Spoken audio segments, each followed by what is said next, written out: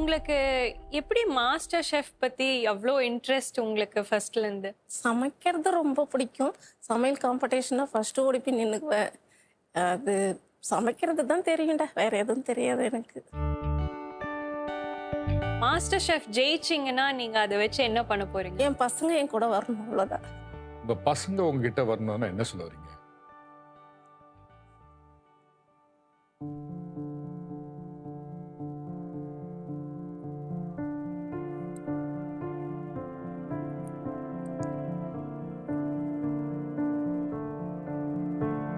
பசங்க வந்து என் ஹஸ்பண்ட் கிட்ட இருக்காங்க. அவர் வேற ஒரு அஃபேர்ல இருந்தாரு. நான் அதை ஒத்துக்கல. நான் வீட்டை விட்டு வெளில போறேன்னு கூட, சரி போகலாம் அப்படின்னு சொல்லிட்டாங்க. நீ போய் கஷ்டப்படு, உனக்கு சமைக்கிறது, வீட்டை பார்த்துக்கிறது, இதை தவிர வேற எதுவும் தெரியாது. வெளியில போய் என்ன சமைக்க முடியும், என்ன செய்ய முடியும்? ₹1 சம்பாதிக்க முடியாது. அடுத்த வேளை சாப்பாட்டுக்கு வெளியில கையெழுந்து நிக்கணும் அப்படிலாம் சொல்லிட்டாங்க. சரி பசங்களை நீங்க பாத்துக்குங்க, என்னால முடிஞ்சு நான் சம்பாரிச்சு நல்ல நிலைமைக்கு வந்தேன்னா என் பசங்களை நான் கூட்டுக்குவேன் அப்படின்னா, முடிஞ்சா முயற்சி பண்ணிப்பாரு, முடியலன்னும் போது என்கிட்ட வந்து சாரி கேட்டீங்கன்னா திருப்பி ஒரு வாழ்க்கை தரேன் அப்படின்ற மாதிரி பேசினாரு. நான் அதை ஒத்துக்கவே இல்லை. என்னால் முடியும், எப்போ பாரு என்ன வீட்டில் சமைக்க தெரியும், வீட்டை க்ளீன் பண்ண தெரியும், இவ்வளோதானே செய்ய தெரியும், அப்படி தான் சீப்பாக தான் சொல்லுவாங்க.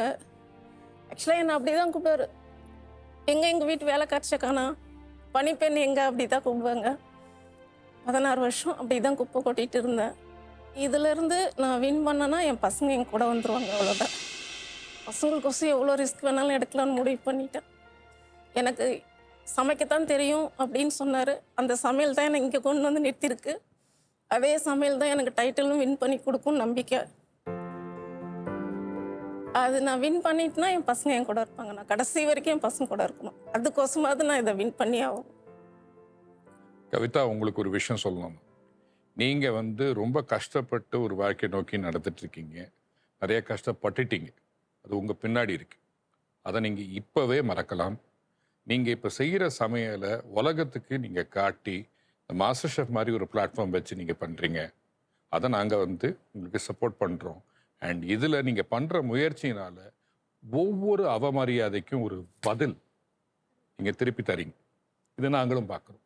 கண்டிப்பாக. அண்ட் கூடிய சீக்கிரம் உங்கள் பசங்களோட நீங்கள் இருக்கணும். முழு எபிசோடுகளையும் பார்க்க இங்கு கிளிக் செய்யவும்.